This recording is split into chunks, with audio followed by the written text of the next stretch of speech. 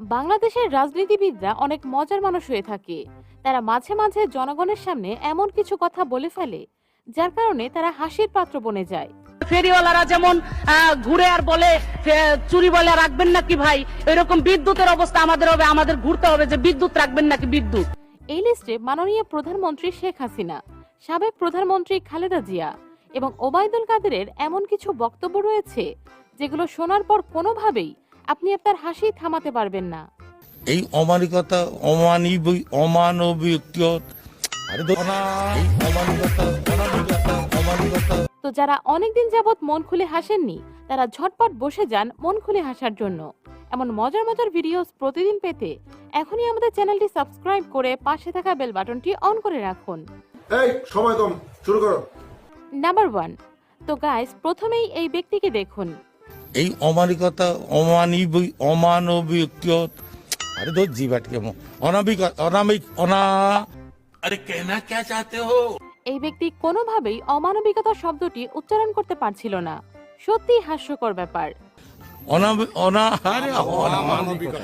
অমানবিকতা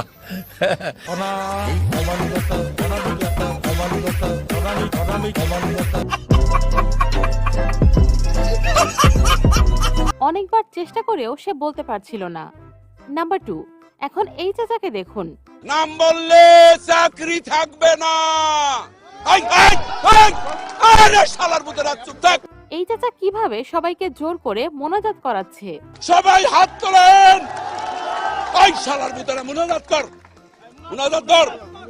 এবং সে নাকি আল্লাহর কাছে মন খুলে বিচার দিচ্ছে। আল্লাহ তোমার কাছে বিচার দিলাম। ওই ওই এটা করে কোনদিন মনে মনে খুবই শালা। ये सब क्या देखना पड़ रहा है? अच्छा है मैं अंधा हूँ। নাম্বার 3। তো যাই হোক, এখন এই ভদ্র মহিলাকে দেখুন। মাননীয় প্রধান পটুয়াখালী তৃতীয় 1300 তিনি সংসদে দাঁড়িয়ে ঠিকমতো পড়তেই পারছে না। 20 মেগাওয়াট ক্ষমতার বিদ্যুৎ কেন্দ্র স্থাপনে শেখ কামাল আপনারা দেখলেই বোঝা যায় আপনি উচ্চ শিক্ষিত।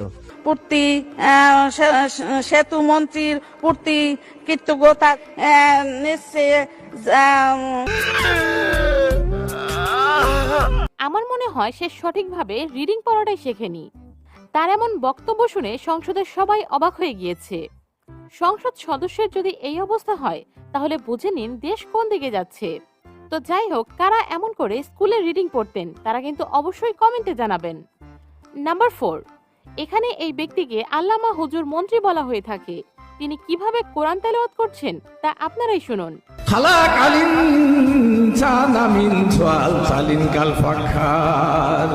कौन है ये लोग? कहाँ से आते हैं? তিনি কি কোরআন তেলাওয়াত করছে না গান গাইছে আমি ঠিকমতো বুঝতেই পারছি না।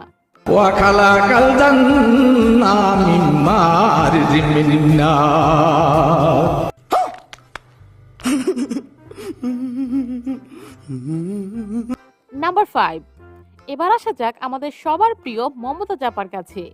সংসদে দাঁড়িয়ে মমতা জাপা এটি কি বলল তা আমার মাথায় ঢুকলো না। কুরআন শরীফের গ্রীষ্ম সেনের বাংলা থেকে শুরু করে এমন কোন বাংলা তর্জমা নাই যেটা অনেকবার না পড়েছি।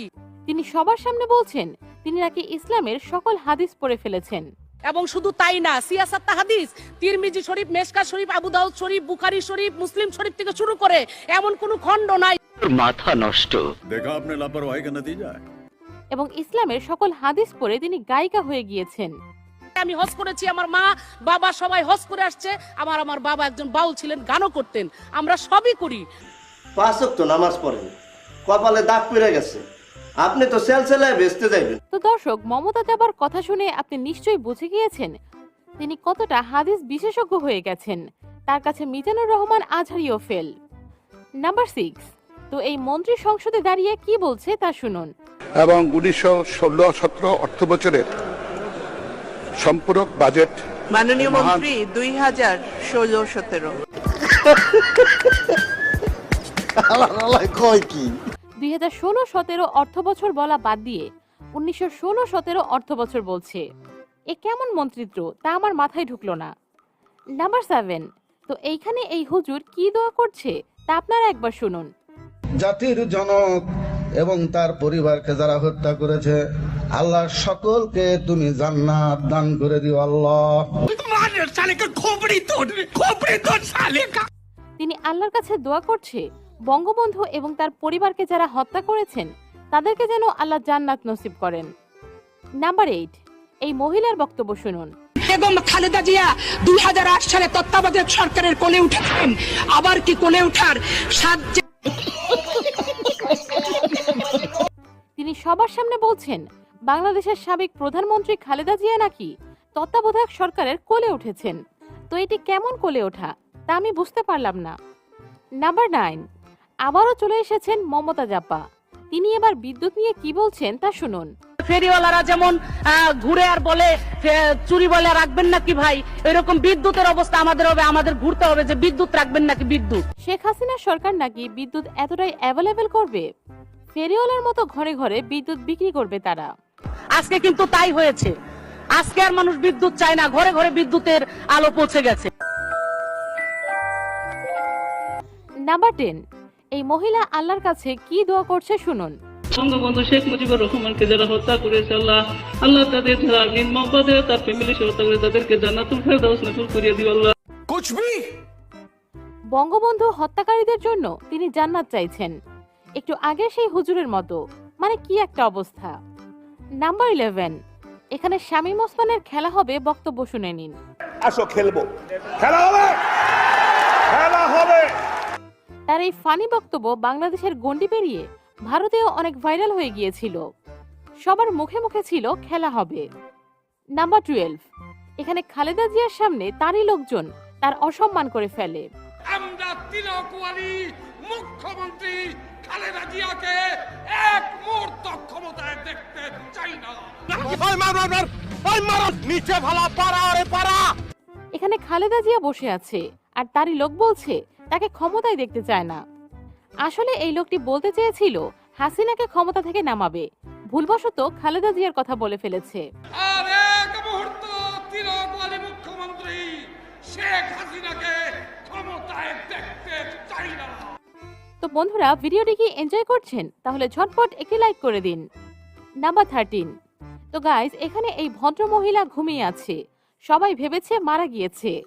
তার অ্যাটিটিউড দেখে সবাই ভয় পেয়ে গিয়েছিল। পরে যখন তাকে নাড়াচাড়া করা হয় তখন সে লাফ দিয়ে ওঠে।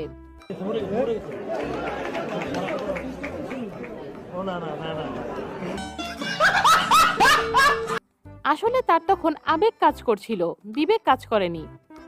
নাম্বার 14, মাননীয় প্রধানমন্ত্রী শেখ হাসিনা মাঝে মধ্যে এমন সব বক্তব্য দিয়ে বসেন, হাসবো নাকি কাঁদবো বুঝতে পারি না। এক ইন্টারভিউতে তিনি বলেছিলেন তিনি নাকি মাংসের বদলে কাঁঠাল খেয়ে থাকেন।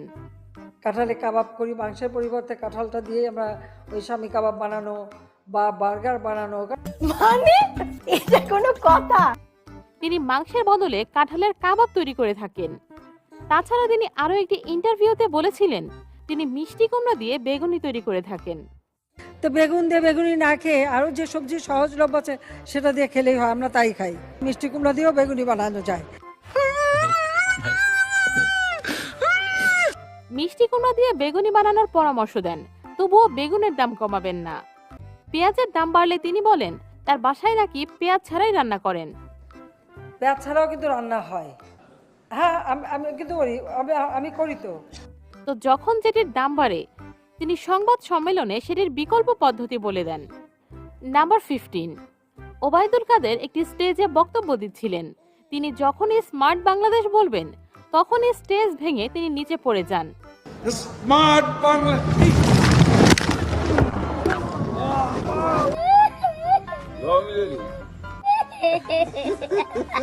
তার স্বপ্নের স্মার্ট বাংলাদেশ আর পূরণ হলো না। মাঝে মাঝে তিনি এমন সব কথা বলে ফেলেন যার কারণে তাকে অনেক মিমসের শিকার হতে হয়।